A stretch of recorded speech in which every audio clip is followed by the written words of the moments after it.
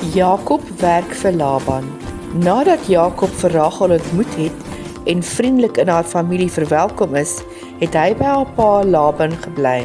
Jakob het met die skape gehelp, deur die lande geloop en elke dag hard gewerk. Eendag sê Laban vriendelik vir hom: "Jy het getrou vir my gewerk, Jakob. Sê my, wat moet jou beloning wees?" Jakob het geglimlag en aan Rachel gedink. Jakob het Rachel baie lief gehad, daarom het hy eerlik en met respek geantwoord. Jakob het gesê: "Laban, ek sal 7 jaar vir jou werk, as ek met Rachel mag trou." Laban het ingestem en gesê: "Dit is beter dat sy in ons familie bly. Jy mag vir haar werk." En so het Jakob dag na dag gewerk, week na week, jaar na jaar. Hy het vir die skape gesorg. Hy het die heininge reggemaak en hy het gehelp waar ook al dit nodig was. Die Bybel vertel ons iets baie besonders.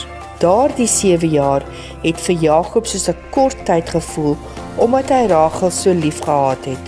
Jakob was getrou. Jakob was geduldig. Hy het nie gekla nie. En God was by Jakob. God was besig om sy belofte aan Jakob na te kom, net soos hy dit altyd doen.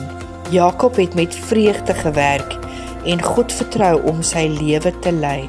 En elke dag het God se plan verder ontvou. Die skape floreer en die oes sal volop wees. Dit is 'n seën. Ons geloof is beloon. God sien wanneer ons getrou werk. God is bly wanneer ons geduldig en vriendelik is. En God hou altyd sy beloftes. Net soos Jakob kan ons God vertrou terwyl ons wag. Amen. Dankie dat julle saam gekyk het. Onthou like en subscribe. Sien julle weer.